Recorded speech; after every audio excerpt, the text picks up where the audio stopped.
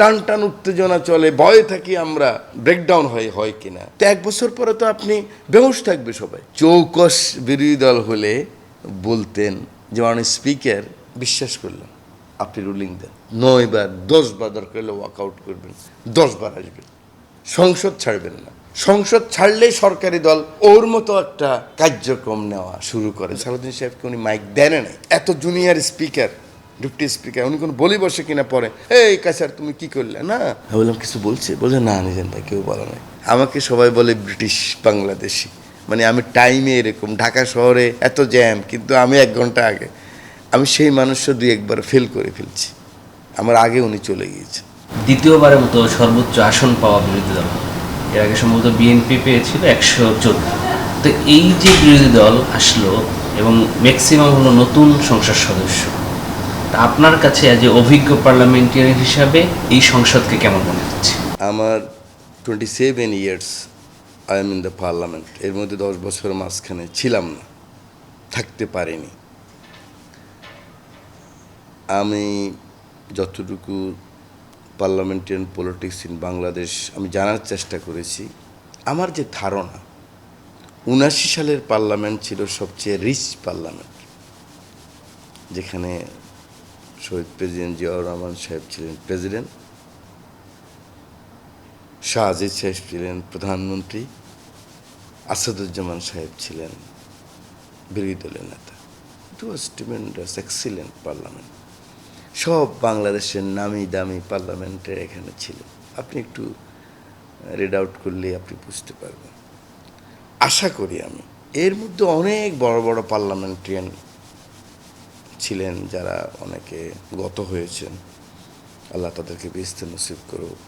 মওদুদ আহমেদ সাহেব, সালাউদ্দিন কাদের চৌধুরী সাহেব, সুরঞ্জিত বাবু, যাদেরকে মানুষ যাদের থেকে শেখার, পার্লামেন্টের শিক্ষক বলা যায়, উন্নয়ন পীরে আমরা ওনাদের ছাত্রের মতো। কিন্তু গত 2 দশকের যে পার্লামেন্ট এবং আগামী দিনের পার্লামেন্টারিয়ান চ্যালেঞ্জ, যেটা মানুষের যে আকাঙ্ক্ষার যে পার্লামেন্ট, আমি বিশ্বাস করি, আমি এটা গতানুগতিক একটা সাক্ষাৎকার দেওয়ার জন্য, মানুষকে খুশি করার জন্য বলছি না, এই পার্লামেন্ট হবে সবচেয়ে ভালো পার্লামেন্ট। কিভাবে? এখানে সমস্যা শুধু একটা, যে বিএনপির মেজরিটিটা ল্যান্ডস্লাইড মেজরিটি, 2/3-এরও বেশি মেজরিটি। সরকারি দলের যখন এত বড় মেজরিটি থাকে, একটু ডেসপারেট থাকে, এবং এ নিয়ে প্রেইজ ওয়ার্ডও আছে, সেটা আমি উল্লেখ করলাম না। এখানেও একটা অ্যাডভান্টেজ আছে, গতানুগতিক লিডার অফ দ্য হাউস যারা ছিলেন, সংসদ নেতা যারা ছিলেন, আর এবারের সংসদ নেতারা অনেক পার্থক্য।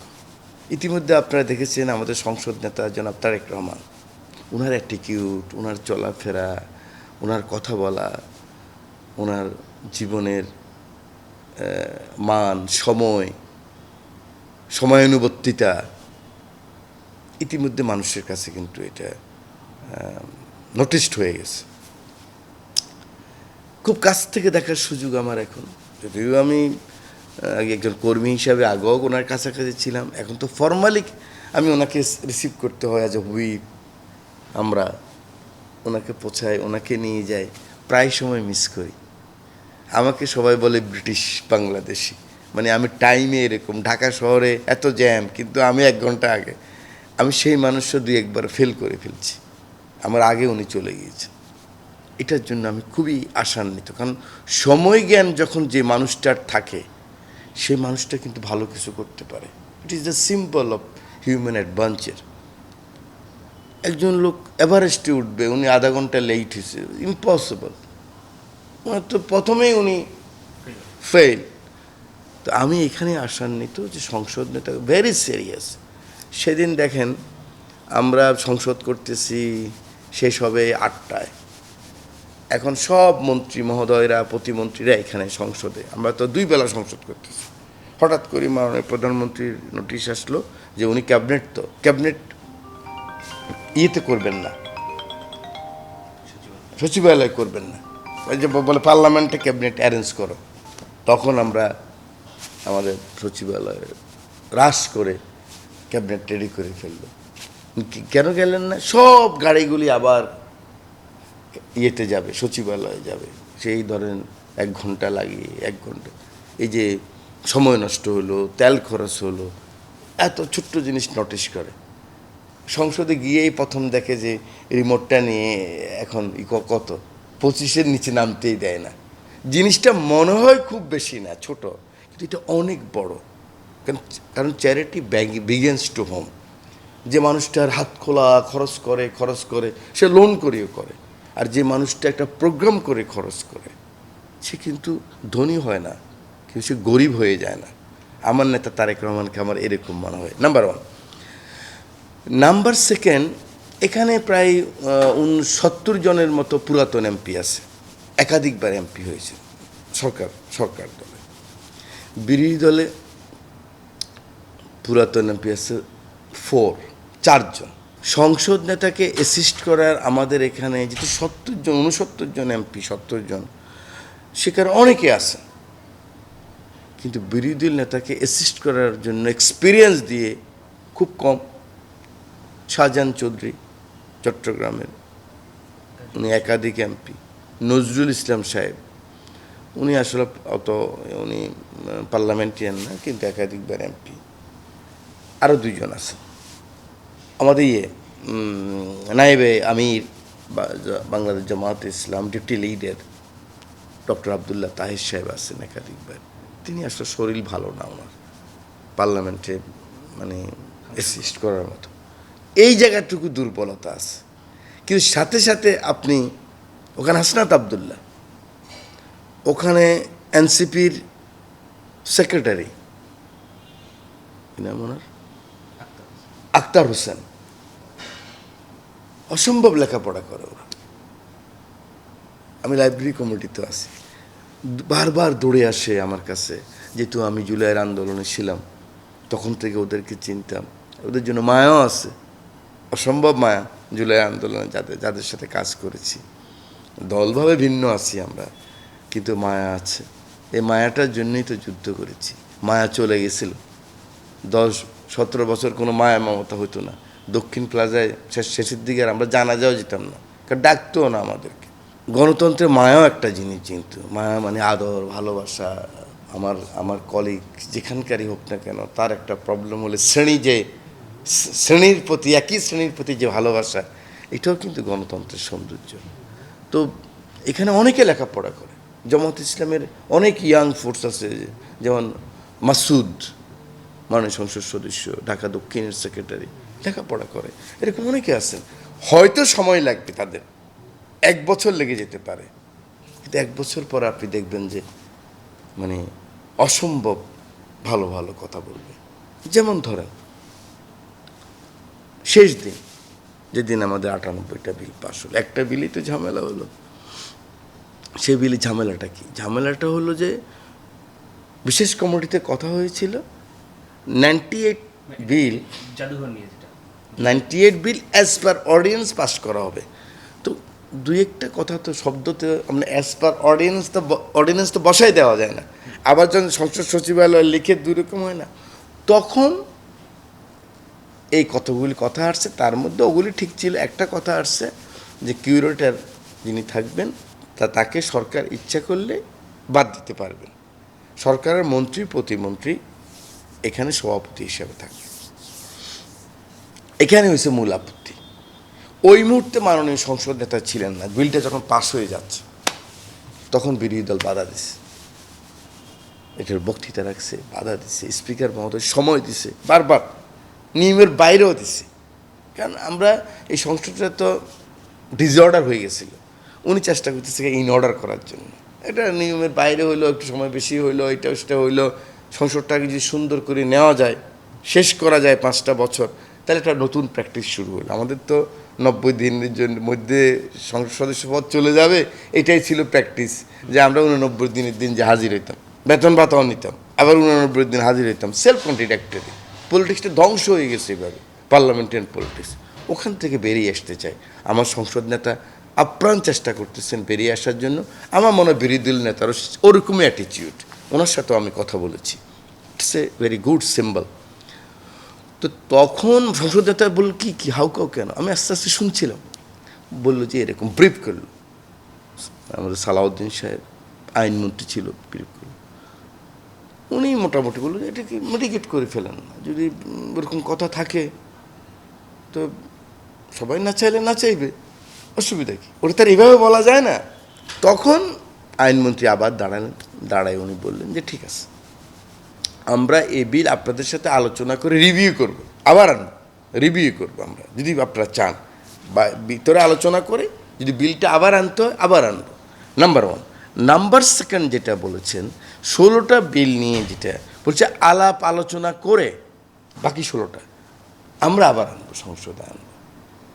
সেই মুহূর্তে খুব চৌকস বিরোধী দল হলে বলতেন যে মাননীয় স্পিকার, যে চৌকস মানে অভিজ্ঞ, চৌকস তো ওনারা অবশ্যই চৌকস, মানে অভিজ্ঞতা, empiricism is the source of a knowledge. অভিজ্ঞতা একটা বড় জিনিস সংসদে, রেওয়াজ বোঝা, অভিজ্ঞতা। হাউস অফ কমন্সে ভাই কিছু নাই, সব রেওয়াজ, সবই ট্র্যাডিশন, রেওয়াজ। এত সালে হয়েছে এই জন্যটা হবে, এত সালে হয়েছে, এবার রেওয়াজকে সবাই রেসপেক্ট করে। এক পাতার সংবিধান না হয় তখন বলতে পারতেন যে মাননীয় স্পিকার বিশ্বাস করলাম, আপনি রুলিং দেন, বলে দেন আপনি। উনি বলে দেওয়া মানে তো রেকর্ড। আমি বলছি সরকারি দল থেকে বলছে, বিরোধী দল থেকে বলছে, ওটাও আছে, ওটাও রেকর্ড আছে। কিন্তু মাননীয় speaker is the guardian of the parliament.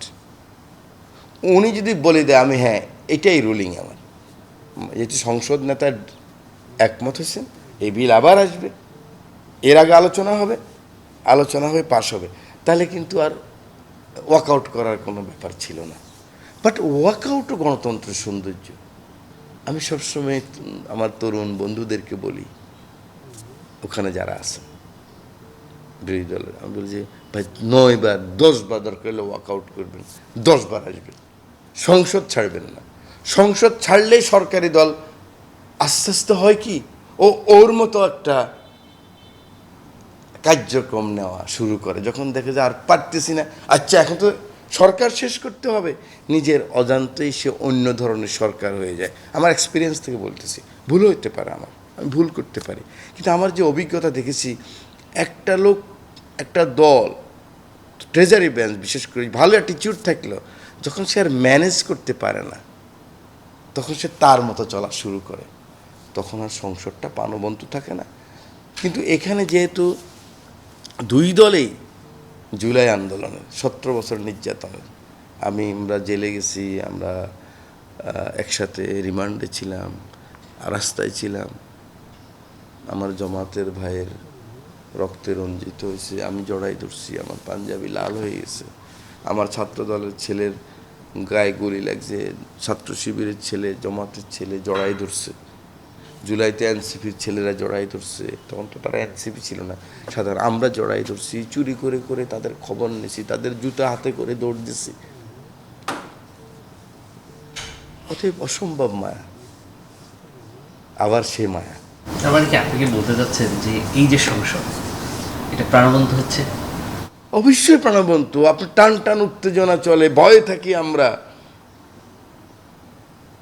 তো ভয়ে থাকি যে যে যে কোনো ব্রেকডাউন হয় কিনা। পড়ো, লেখাপড়া করো, এই করো, ওরা আবার লেখাপড়া করি যতটুকু পারে অতটুকু করে ফাইট করে। তো 1 বছর পরে তো আপনি বেহুশ থাকবে, সবাই বেহুশ থাকবে, মানে বলছি যে কেউ কাউকে তো আর মানে ওই ছাড় দেবে না যে আমি জানি না উনি করে গেলেন গা, ওরকম কিছু হবে না। এই সংসদ, আমি যেটা বলতে চাই, 79 সংসদের পরে এটাই হবে, দেখবেন আপনি 28-29 সালে বলবেন এটা বেস্ট পার্লামেন্ট, এই 3 দশকের বেস্ট পার্লামেন্ট। বিরোধী দল নিয়ে আপনার কি মতামত? আমি খুব আশা, আমার অনেক আশা, ওরা খুব ভালো করবে, কারণ ওরা সংসদ ছাড়বে না। ওরা বুঝেছে যে আগে হয়তো আমরা ছাড়ছি, আওয়ামী লীগ ছাড়ছে, এরা ছাড়বে না, কারণ এরা ন্যাশনালিস্ট, এটা দেশকে ভালোবাসে, আমরা যেমন ভালোবাসি ওরাও দেশকে ভালোবাসে না। এরকম বুকের বুতম খুলে দিয়ে কিভাবে গুলি নিল, ওরাও দেশকে ভালোবাসে। হ্যাঁ, আমার পলিসি তার পলিসি পার্থক্য আছে, বৈশ্বিক রাজনীতি তার সাথে আমার ডিফারেন্স আছে, গ্লোবাল পলিটিক্সে তার সাথে আমার ডিফারেন্স আছে। আমি বাম না, ডান না, মধ্যপন্থী দল, কৃষক, শ্রমিক, শিক্ষক, আলেমে দ্বীন, কুলি, মজুর সকলকে নিয়ে আমার দল, গরিব মানুষের দল। আমার সাথে ফাইট করা তাদের জন্য অনেক কঠিন হবে। এবং আমরা ওই জিয়াউর রহমান সেই রাজনীতিতেই ফিরে গেলাম, যে রাজনীতি মানুষকে একদম কাছে টেনেছিল। ড্রয়িং রুম থেকে রাজনীতি জিয়াউর রহমান নিয়ে গিয়েছিল একদম গ্রামে গঞ্জে। আমার নেতা তারেক রহমান আবার সেভাবেই শুরু করেছেন। তো এই জন্য আমি বিশ্বাস করি আমাদেরকে আমরা ইনশাল্লাহ এই শতকের যে চ্যালেঞ্জ, এই চ্যালেঞ্জ আমার নেতা তারেক রহমানের নেতৃত্বে আমরা গ্রহণ করতে পারবো। এবং একটা প্রাণবন্ত সরকারি দল হবে, বিরোধী দল হবে, সংসদ খুব সুন্দর হবে। প্রধানমন্ত্রী নতুন সংসদ সদস্য, বিরোধী দলের নেতা সেও নতুন সংসদ সদস্য, দুজনই নতুন প্রধানমন্ত্রী। এখানে আপনি কি দেখেন? আমি আসলে বিরোধী দলের নেতার সাথে তো খুব ওইভাবে মেশার সুযোগ হয় না, কিন্তু লিডার অফ দ্য হাউসের সাথে মেশার ওনার অসম্ভব শেখার আগ্রহ। কিছু আছে আমাদের সিক্রেট, অন এয়ার বলতে পারবো না। সোজা কথা বুঝে নেবেন যে আমিও ছাত্রের মতো এখন আছি। এত বছর পার্লামেন্টে 26-7 ইয়ার্স স্টিল মানে মানে একজন স্টুডেন্ট যেভাবে সেভাবে আমি আছি। এরকম আমাদের 50 জন আছে। আমার নেতা তো আরও বেশি, সার সময় পাইলেই লেখাপড়ার মধ্যে আছে। এবং বিরোধী দল নেতাও সেরকম। কিন্তু যত বাইরে থেকে দেখতেছি, এই যে উনি কথা বলতেছেন, উনি দেখবেন যে খুব সময় নেন না। বিরোধী দল নেতা কিন্তু ইচ্ছা করলে উনি তো একবার দাঁড়াইলে উনি 10-15-20 মিনিট বলতে পারে, এটা ট্র্যাডিশন ছিল। কিন্তু উনি কিন্তু খুব বেশি সময় নেন না। উনি যে পয়েন্ট টু আরে কথা বলেন, টু দ্য পয়েন্ট কথা বলে উনি বসে যান, সেটা 2 মিনিট, 4 মিনিট, 5 মিনিট। কথাটা বুঝছেন?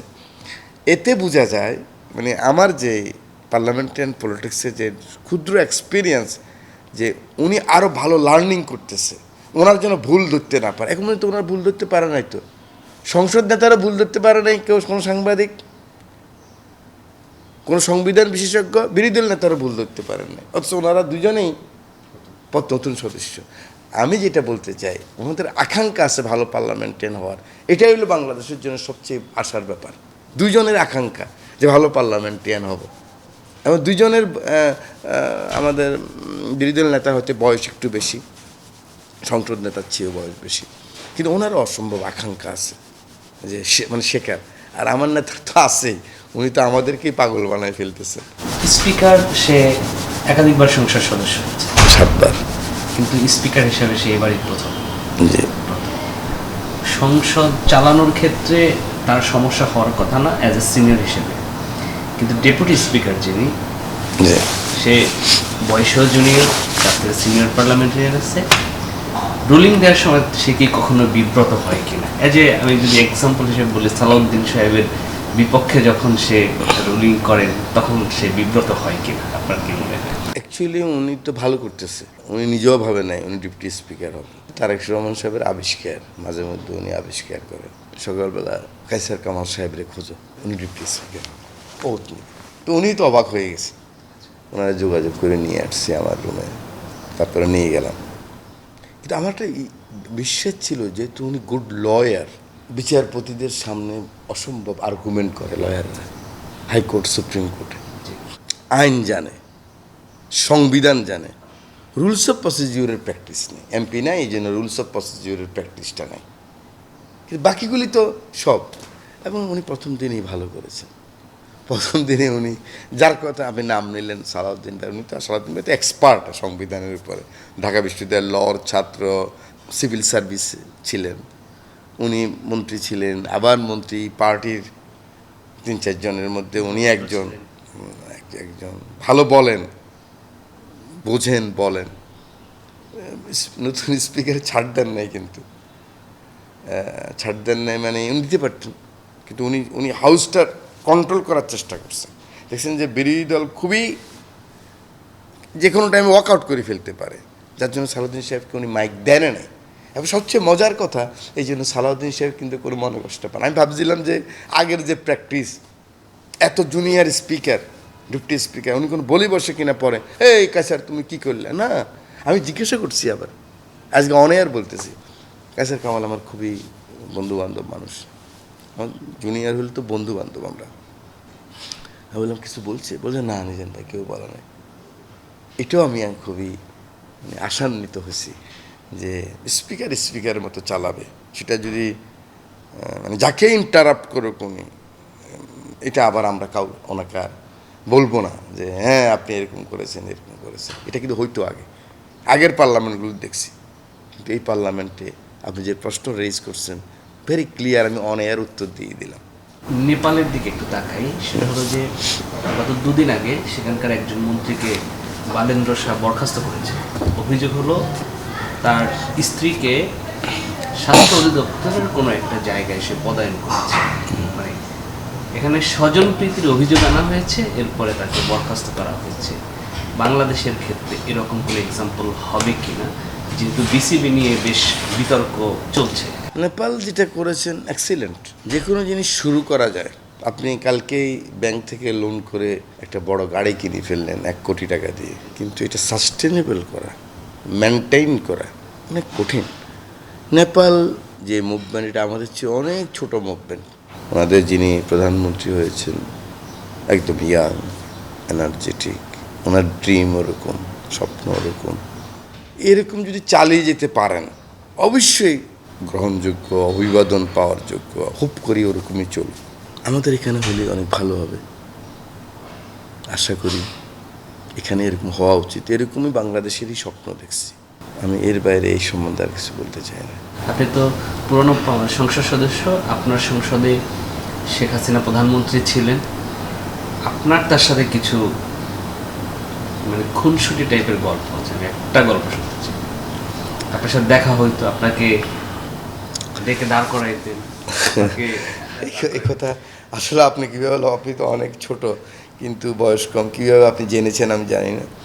উনি এরকম হইতো আমার সাথে, উনি স্নেহ করতেন আমাকে। আমি যেমন 9th পার্লামেন্টে ওথ নিতে গেছি আমরা, এটা এই গল্পটা দিয়ে শেষ করে দিই। ওনার সাথে এরকম বউ খুনসুটি আছে, আমার দেখলেই তুই বলতেন, অনেক সময় তুমি বলতেন।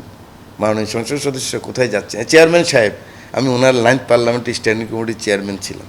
এটা তো বিরোধী দল থেকে ওনারাই করেছেন। আমার নেত্রী মরহুম বেগম খালেদা জিয়া আমার নাম পাঠিয়েছেন, আমি আমার নেত্রীকে আল্লাহ বিস্ত নসিব করুক। তো ম্যাডাম বললেন যে, ম্যাডাম খুব দীর্ঘ নিঃশ্বাস ছেড়ে পার্লামেন্ট পার্টির মিটিং করলেন, মাত্র আমরা 27 জন, ম্যাডাম সহ 30 জন, 26 জন ম্যাডাম সহ 29 জন, ম্যাডাম 3 সিট। ম্যাডাম নিঃশ্বাস ছাড়লেন, কারণ এই ছোট পার্লামেন্ট পার্টিতে ম্যাডাম দেখেন নাই। 96 তো 114 জন। উনি জানে এরকমই করবে, সেটা তো পাতানো নির্বাচন ছিল, ডিজাইন করা ইলেকশন ছিল। তো ম্যাডাম বলল না, এই পলিটিক্স আর করা যাবে না। একটা কথাই বল, খন্দকার দেলোয়ার সাহেব কঠিন নেতা ছিলেন আমাদের, মানে এত বড় ন্যাশনালিস্ট, আল্লাহ ওনাকে বেস্তে নসিব করুক। আমাদের দল কতটুকু মনে রাখে আমি জানি না, ওনাদেরকে মনে রাখা উচিত। ওনারা সিম্পল অফ দ্য ন্যাশনালিস্ট। তার মাধ্যমে রিকভার হয়েছে। হ্যাঁ, আমি ওনার কাছে ছিলাম স্যার, আমি হান্নান স্যার পাশে ছিলাম। I am the only MP, 196 জন এমপি ছিল, আমি গ্রামের এমপি, কিন্তু কম বয়স। বেগম খালেদা জিয়ার বাড়িতে 3 বার গিয়েছি আমি, ডিজিএফে আমাকে এইভাবে ধরে নিয়ে গেছে, উপরে এভাবে ছেড়ে দিয়েছে। 3 বার আমার ম্যাডামের সাথে আমি দেখা করেছি। আমার নেতা তারেক রহমানের সাথে একটা ছবি দেখেন না এরকম, এখানে যে আমি এরকম অ্যাপ্রন পরে এরকম লাগাই, একজন ডাক্তারের মাধ্যমে গেছি, কিন্তু বুঝে নাই। যখন আমি এবার নামছি, উনি কেন উঠছেন আমার চোখের পানি পটপট করে পড়তেছে। আমি বললাম this is my responsibility, you pick up me. কারণ তারেক রহমান আমাকে আনছিলেন কিন্তু ভোট করার জন্য। আমি বলছি এবার ভোট করবো, করতেই হবে, হয় পাস না হয় লাশ। আসম আব্দুর প্রতি ওরা আমাদের ক্ষতি করেছিল 96-এ, ওই একটা রাগ ছিল ওনার, আমাদের আজকে আওয়ামী লীগের হাতে ক্ষমতাটা চলে গেল। তো আমি আসলে একটু খেয়ে হারাই ফেলছি। প্রশ্নটা কি করছিলেন জানি? শেখ হাসিনা। তো তখন ম্যাডাম বললেন যে না, আর এগুলি না, আমরা সংসদে যাব, ওরা বিরোধিতা করবে, হরতাল দিবে, ওরা যাবে আমরা করব, এগুলি না, আর করা যাবে না, দেশটা ক্ষতিগ্রস্ত হয়। কালকে আওয়ামী লীগের প্রধানমন্ত্রী শেখ হাসিনার ওথ, তোমরা যাও, আমাদের খুব এমপি তার মধ্যে বললো যে তোমরা এই শুরু করো, কারণ এর আগে তো মানে যাওয়া হতো না কারো অনুষ্ঠানে, কেউ আমরা যেতাম না, ওতের দিন যেতাম না। আমি, জলালউদ্দিন ফারুক সাহেব, সৌদিন চৌধুরী এনি, আবুল খায়ের ভূঁইয়া, বরকতুল্লাহ বল, সব নোয়াখালী এমপি তো সব নোয়াখালী ছিল 9th পার্লামেন্টে ম্যাক্সিমাম। তা আমরা গেলাম, ওথ হয়ে গেল, তারপরে তো মাননীয় প্রধানমন্ত্রী প্রেসিডেন্ট দাঁড়িয়েছেন, সবাই শুভেচ্ছা বিনিময় করে যাচ্ছেন। আমি স্যুট টাই পরে গেছি, সবাই সালাম দিয়ে পার হয়ে যাচ্ছে। আমি যখন গেলাম পট করে আমার টাই ধরে ফেলছি, টাইটা একটু বেরোই থাকে তো, এভাবে নুয়ে ওনাকে হাই করতে হয়, সালাম পট করে ধরছে, বলে যে এই চোরা, প্রত্যেকবার আমার ক্যান্ডিডেটের ফেল করায় আসো কেন, হ্যাঁ ঘটনা কি? আমি কিং কর্তব্য বিমূঢ়, আমি বলি আপনি ওই ছাত্র অবস্থায় যে দোয়া করে দিচ্ছেন সেই কারণে। সবাই হাসি দিছে। তো এরকম আর কি, উনি আমাকে দেখে ভালো ঘটনা আছে, মানে আপনার চুল ধরে কোনো সময় লম্বা চুল আছে, এরকম লম্বা চুল ছিল প্রথম পার্লামেন্টে, ধরে নিয়ে গেছে ওনার রুমে, চুল ধরে ছাড়েন, আপা ছাড়েন না, ছাড়েন না, সবাই দেখে তো বলে না। কি ছিল ঘটনাটা, মানে কোনখানিটা? ওই যে আমি পার্লামেন্টে বলতেছিলাম আর কি, যে কঠিন কঠিন কথা বলতেছিলাম, বেরোয়ার পর আমার সামনে পড়ে গেছে, টাস করে চুল ধরছে এরকম। এটা রাগ করেই ধরে নাই, আদর করেই ধরছে, ধরে একদম ওনার রুমে নিয়ে গেছে আর কি, বলে এরকম করো কেন কি? তো আমি কি আর কি, এরকম না করলে আপনি যেভাবে চালাইছেন, আপনার সামনে তো মানে হার্ডেল কিছু না থাকলে তো আপনি সব উড়াই দিবেন, এরকম আর কি। কিন্তু উনি 11 সাল পর্যন্ত আমার, যদি আপনি বলেন এক কথায় মূল্যায়ন করার জন্য, ওনার ভিতরে ডেমোক্রেসি ছিল। যদিও 8 সালে এটা অন্যভাবে ব্যাটিং হয়ে উনি পার্লামেন্টে গেছে, এটা সবাই জানে বাংলাদেশে, এবং প্রণব মুখার্জি বই যারা পড়ছে তারা তো আরও বুঝছে ক্লিয়ার এটা। আর আমরা যারা ভোট করছি, আচ্ছা আমরা বিরোধী দল আমরা বলি, কিন্তু দেশের সুশীল সমাজও জানে, এভরিবডি নোজ এই ভোটটা কীভাবে হচ্ছে। কিন্তু 11 সাল পর্যন্ত ওনার একটু ডেমোক্রেটিক মনোভাব ছিল। যখন উনি এই কেয়ারটেকারটা একদম অফ করে দিলেন, তখন আমি বুঝে গেছি যে এই দেশে আর হবে না, পার্লামেন্টারি পলিটিক্স চলবে না, ডেমোক্রেটিক পলিটিক্স। এই চেয়ারে মির্জা ফখরুল ইসলাম আলমগীর, এই চেয়ারে সৈয়দ আশরাফ, 2013 সালে 1 মাস বার্গেনিং হওয়ার পরে মিটিং হয়েছে, এবং সৈয়দ আশরাফকে আল্লাহ বেহেশত নসিব করুক। শেষ কথা উনি বলছিলেন বিএনপির মহাসচিবকে, স্যার বলতেন, কিন্তু বিএনপির মহাসচিবকে। খুবই সব্যসাচী পলিটিশিয়ান ছিলেন সৈয়দ আশরাফ, সৎ পলিটিশিয়ান ছিলেন। উনি বললেন স্যার যেভাবে পারেন, যতটুকু পারেন আদায় করে নেন, আমি আছি, কারণ শেখ হাসিনার রিপ্রেজেন্টেটিভ আমি, আপনি ম্যাডাম জিয়ার, উনি ম্যাডাম জিয়াকে খুব সম্মান করে কথা বলতেন সৈয়দ আশরাফ, ম্যাডাম জিয়ার থেকে যতটুকু চেপে আদায় করতে পারেন আপনারা, মানে একটা প্রভাব থাকতে হবে ওনার উপরে, নয় মন্নান ভূঁইয়া আর জলিল ভাইয়ের মতো অবস্থা হবে আপনার আর আমার। আর শেষ কথা, যদি ইলেকশন না আসতে পারেন, 20 বছরের নির্বাচন দেখবেন না। খুব গোপন কথা বলে দিলাম আপনার কাছে। এই ভাষায় অনেক বড় বড় মানুষের, আমি গরিব মানুষ কিন্তু বড় মানুষের সভা হয়েছে, কনফিডেন্সিয়ালি এটা ফেস করছি। 22, 23, 24 জমাতের সাথে আমাদের সম্পর্ক ভেঙে গেছিল, হেফাজতের সাথে, এগুলো সব রিইউনিয়ন করেছি। আমার নেতা তারেক রহমান দায়িত্ব দিচ্ছেন, আরও ছিল আমাদের সালাউদ্দিন ভাই ইন্ডিয়া থেকে অনেক উনি ইয়ে করেছেন। ওদিকে বরকতুল্লাহ বুলু সাহেব কাজ করেছেন ইসলামী আন্দোলনের সাথে, হেফাজত জমাত নিয়ে একদম আমি সবসময় কাজ করেছি। তো এখানে দেখেছি, আমার সুযোগ হয়েছে এই জন্য, যদিও আমি খুব নেপথ্যে থাকি, রাজনীতি করি, অত সামনে যাই পলিটিক্স করি না। আমার নেত্রী খালেদা জিয়া যে অ্যাসাইনমেন্ট দিতেন শতভাগ পালন করার চেষ্টা করছি, তারেক রহমান সাহেব যে অ্যাসাইনমেন্ট দিচ্ছেন পরের দিকে, সেগুলি করার চেষ্টা করেছি, আজীবন করে যাব যতক্ষণ জীবিত থাকি। কিন্তু কথা হয়েছে যে তখন শেখ হাসিনা সিদ্ধান্ত নিয়ে ফেলছেন 12 সালের পর থেকে যে উনি আর ক্ষমতা ছাড়বেন না, আর ছাড়তে পারবেন না, ছাড়তে দেওয়া হবে। হ্যাঁ, এরকম একটা মনোভাব ওনার হয়ে গেলেন, যার জন্য আজকে ওনার এই পরিণতি, মরহুম শেখ মুজিবুর রহমান সাহেবের এই পরিণতি, আওয়ামী লীগের এই পরিণতি। 1971 সালেও তো মানে কোনো থানা খালি হয় নাই 16ই ডিসেম্বরে, সব থানা খালি হয়ে গেল। আওয়ামী লীগের ইউনিয়ন লেভেলের লোকজন পালায় চলে গেল, কেউ তারা ধমকায় নাই। কিন্তু তোফায়েল সাহেবরা, বড় বড় নেতারা পার্লামেন্টে বলছে না 500,000 people will be die BNP Jamaat ক্ষমতায় আসলে। কিছুই তো বিভিন্ন সময় বলছে, অন রেকর্ড আছে, পার্লামেন্টের রেকর্ড আছে, কিন্তু হয় নাই। আমার নেতা তারেক রহমান 7 তারিখে বলে দিলেন, বিজিত আর বিজয়ী একসাথে না থাকতে পারলে দেশ এগিয়ে যাবে না। এটাই তো বড় সিগন্যাল যে আওয়ামী লীগের প্রতি কোনো অত্যাচার করা যাবে না। তারা যা করেছে আমরা তা করব না। প্রতিহিংসা দমিয়ে দাও, শেষ করিয়ে দাও, ইতিহাস বলে এটা ভালো না। এটাতে নিজেরাই একসময় শেষ হয়ে যেতে হয়। যত 2/3 মেজরিটি আসি আমরা অনেক বেশি ছাড় দিয়ে সংসদ চালাতে হবে, বিরোধী দলকে অনেক বেশি আগিয়ে নিয়ে আসতে হবে। বাংলাদেশে একটা মানুষের গ্রহণযোগ্য সরকার এবং বিরোধী দল যেন হয়, এবং জনগণ যেন বোঝে যে শেখ হাসিনার সরকারের চেয়েও এই সরকার 20 বছর অন্তত 20% ভালো কাজ করতেছে, 20% সুশাসন দিচ্ছে। আপনি যে নেপালের কথা বললেন, মানুষের আকাঙ্ক্ষা তো 100%, নেপালের চেয়ে অনেক বেশি আকাঙ্ক্ষা মানুষের। 54 বছর বারবার প্রতারিত হয়েছে। বাংলাদেশ আমাদের মা, সবাই নিতে চায়, দেশটাকে তো দিতে চায় না। দিতে হবে কি, আমার যে নেশনের প্রতি, জাতির প্রতি আমার যে মমত্ববোধ, আমার স্বাধীনতা, আমার সার্বভৌমত্ব, সুশাসনের প্রতি আমার যে আকাঙ্ক্ষা, এগুলি তো আমরাই করে দিতে হবে। হ্যাঁ, বিপত্তি আসবে, প্র্যাকটিস নাই, বিরোধী দলের তো প্র্যাকটিস নেই, কারোই প্র্যাকটিস, জনগণেরও প্র্যাকটিস নেই। কিন্তু এই প্রথম চালু করতে গেলে কষ্ট হবে।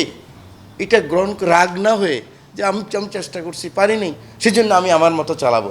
শেখ হাসিনা কিন্তু 50% ওই স্টাইলে গেছে, আমার মতো চালাবো, যা হয় তা হবে না, এটা না। সুশাসনের ক্ষেত্রে এই সরকারের তাহলে এখন বড় চ্যালেঞ্জ কোন জায়গায়? বিগত সরকারের দুর্নীতি ছিল, অর্থ পাচার ছিল, এগুলো বড় দাগে দেশকে ক্ষতি করেছে। আমরা কোনো দুর্নীতি জড়িত হওয়া যাবে না। আমরা আর্থিক কোনো লেনদেনে যেটা নিয়মের বাইরে, সেটার মধ্যে যাওয়া যাবে না। থানায় মানুষ, একদম প্রান্তিক মানুষ কি থানায় গেলে একটা গুড বিহেভ পাবে। ইউনো অফিসে গেলে, এসিল্যান্ড অফিসে গেলে, তহসিলদারের কাছে গেলে, এই কাজগুলি গ্রামের মানুষ, 82% মানুষ কিন্তু এগুলি চায়। সেটা যদি আগের মতোই হয়, থানায় গেলে সেই ঘুষ দুর্নীতি, ইউনো অফিসে গেলে ঘুষ দুর্নীতি, এসিল্যান্ড তহসিলদারের অফিসে গেলে সেই দুর্নীতি, ওই বিজিএফ কার্ড, বিজিটি, বয়স্ক ভাতা, বিধবা ভাতা, স্বামী পরিত্যক্ত ভাতা সেখানে ঠিকমতো হয় না, দলের লোকে যাবে, তখন আওয়ামী লীগের লোকে গেছে, এখন বিএনপির লোক যাবে, বা জামাতের বিরোধী দল আমরা, আমাদেরকে কিছু দাও, এটা তো মানুষ চায় না। এবার যদি আশাভঙ্গ হয় তাহলে তার কিছুই থাকবে না। তবে আমার নেতা তারেক রহমান দৃঢ় প্রতিজ্ঞ ব্যাপারে, শুধু আমরা প্যাশন্স থেকে বিরোধী দল উল্টোপাল্টা করতে পারি, কিন্তু আমি চাইবো যে আমি যেন ঠিকমতো গাড়িটা চালাই, আমি যেন দ্রুত চালাবার চেষ্টা না করি। আমার ব্যারিকেড দিবে, আমার গাড়ি দাঁড়িয়ে থাকবে, 2 ঘন্টা কথা বলে আবার গাড়ি চালু করব। Patience, patience, patience. ডেমোক্রেটিক পলিটিক্সে পেশেন্সের কোনো বিকল্প নাই, বাঁকা কোনো পথেই যাওয়া যাবে না। আমি যেহেতু ভাই আমি উত্তম, অধমরা আছে বলেই তো আমি উত্তম। যদি আমাকে উত্তম মনে করি, আমি আমাকে উত্তম মনে করব, আমি মারিয়েও জিতিব, কান্দিয়েও জিতিব, এটা তো হয় না। আমি সরকার, বাংলাদেশের মানুষ আমাকে এত বড় সম্মান দিয়েছে, এত বড় একটা আন্দোলনের পরে আমাকে অনেক বেশি ধৈর্য রেখে, সহ্য করে, লোভ পরিত্যাগ করে, কেন আমি যেই পদে আছে সেই পদে আমি যাব, দরকার কি, দেশে মানুষ নেই আর, ওরকম একটা মনোবৃত্তি নিয়ে আসলে আগামীর কোনো সরকার আর পালিয়ে যেতে হবে না। আর শেখ হাসিনা হেলিকপ্টারের ছবি, এটা সবাই রাখা উচিত, সরকারি দল বিরোধী দল, বুঝছেন, ভাতের টেবিলের ছবি আর উনি যে ফ্লাই করছে, এই 2 ছবি আমাদের ঘরে ঘরে আমরা টাঙিয়ে রাখা উচিত, যে না, পার পাওয়া যায় না। এই দেশের মানুষ পাকিস্তানি আর্মিরও 71 সালে ভালোভাবে যাইতে দেয় নাই, এরশাদ সাহেবকে দেয় নাই, কাউকেই দেয় নাই, আগামী দিনও দিবে না। এই কথা আমাদের সারাক্ষণ মনে রাখতে হবে। যেমন বিসমিল্লাহ পড়ি, যেমন ঘর থেকে আমরা বাইর হই, এই বিসমিল্লাহ পরে মনে রাখতে হবে আমি সরকার, আমি বিরোধী দল, জনগণের ম্যান্ডেট নিয়ে আসছি, জনগণ যে কোনো সময় তার আকাঙ্ক্ষার বাইরে গেলে আমাকে ছাড় দিবে না। এটা যদি মনে থাকে, অবশ্যই ভালো করবো। আমি বিশ্বাস করি আমার নেতা তারেক রহমানকে গত কয়েকদিন যেভাবে দেখেছি, ওনার ল্যাপটপের ভিতরে বাংলাদেশ। উনি হাওয়া ভবনে ছিলেন, তখনও তো দেখছি, আমি কাজ করেছি। ওনাকে তো বিতর্কিত করার জন্য প্রজেক্ট ছিল। কই দেখেন তো ভাই, নিউট্রালি দেখেন তো, $100 কোনো অভিযোগ সারা পৃথিবীতে পাইছে? 111 সরকার মিনিমাম 10 কোটি টাকা খরচ করছে পৃথিবীর বিভিন্ন, উনি যত দেশে তারেক রহমান গেছে, ইভেন জার্মানি পর্যন্ত সব দেশে তারা লোক লাগার চেষ্টা করছে। এটিএম আমিন সাহেবরা, এই মাসুদুদ্দিন চৌধুরী সাহেবরা, আরে ভাই আমাদের দলের সব লোকই তো আসছিল ওই পক্ষে, দেখেছি তো, 111 পক্ষেই তো ছিল। হান্নান শাহ এমপি ছিলেন না, ওনার পাশে যায় প্রথম এমপি আমি দাঁড়ালাম, একজন নেতা, এখন বড় নেতা বিএনপি। উনি বললেন, সাংবাদিকরা প্রশ্ন করলেন যে আপনি বলছেন কোনো এমপি বেগম জিয়ার সাথে নাই, কালকে তো দেখলাম হান্নান শাহর পাশে এমপি দাঁড়িয়ে 5 মিনিট বক্তৃতা করলো। উনি বললেন 2জন এমপি আছে, লক্ষ্মীপুরের আশরাফুদ্দিন নিজাম আর কুষ্টিয়ার সোহরাবুদ্দিন। তো এগুলি তো ভুলে যেতে হবে, আমিও ভুলে গেছি, ওই কষ্টও ভুলে গেছি, ওনারা বড় নেতা। তো এইটা পার্টি চালাইতে গেলে আবার অনেক কিছু অ্যাডজাস্টমেন্ট, কম্প্রোমাইজ করতে হয়। এই ধরনের বিপদ বারবার আসবে রাজনীতিতে। সেই জন্য পরীক্ষিত লোককে সামনে রেখে, পরীক্ষিত লোক পাওয়া অনেক কঠিন কিন্তু রাজনীতিতে, বুঝছেন। Once betrayer always betrayer. আপনি একজন, এই আমলে যেখানে সততার দুর্ভিক্ষ চলছে, সেখানে যদি আপনি কোনো সৎ লোক পান, আবার কিছুটা দক্ষ আছে, এ তো চমৎকার কম্বিনেশন। এই ধরনের লোককে হারানো যাবে না, যেখানে থাকুক তিনি সরকারে থাকুক, উনি প্রাইভেট মেম্বার হোক, উনি পাবলিক মেম্বার হোক, উনি সুশীল সমাজ হোক, ওনাদেরকে ইগনোর করা যাবে না। এগুলি আমাদেরকে সরকারকে মনে রাখতে হবে, বিরোধী দলকে মনে রাখতে হবে। আরে এ তো ভিন্ন তারেক রহমান, ভিন্ন না, এরকমই ছিল, আপনি দেখেন নাই? হ্যাঁ, লন্ডনের জীবনে ওনাকে অনেক বেশি ডিসিপ্লিন করছে, হয়তো টাইমিংটা ওনার হয়তো আরও অ্যাকুরেট হয়েছে, কিন্তু ওনার ডিএনএই তো এটা। শহীদ প্রেসিডেন্ট জিয়াউর রহমানের ছেলে পিতার শার্ট কেটে ছেলেকে পরাইছে, স্ত্রী একটা ভালো শপিং করতে পারেন নাই কোনোদিন, পুরান কোট গায়ে দিয়েছেন সারা জীবন। আমার ম্যাডাম বেগম খালেদা জিয়া, উনি তো খুব শৌখিন ছিলেন, আপনারা জানেন, অনেকে জানতেন না। উনি জর্জেট শাড়ি পরতেন, যে খুব কম দামি দিয়েও খুব লাক্সারিয়ে চলা যায়, ওটার উদাহরণ বেগম খালেদা জিয়া। ভিতরের কথা অনেকে জানেন না। তারেক রহমান সাহেব সেই পিতার পুরোটাই তো পাইছেন। দেখেন আপনি প্যান্ট পরাটা দেখেন, শার্ট পরার ঘড়িটা দেখেন, আপনার ঘড়ি আরও দামি।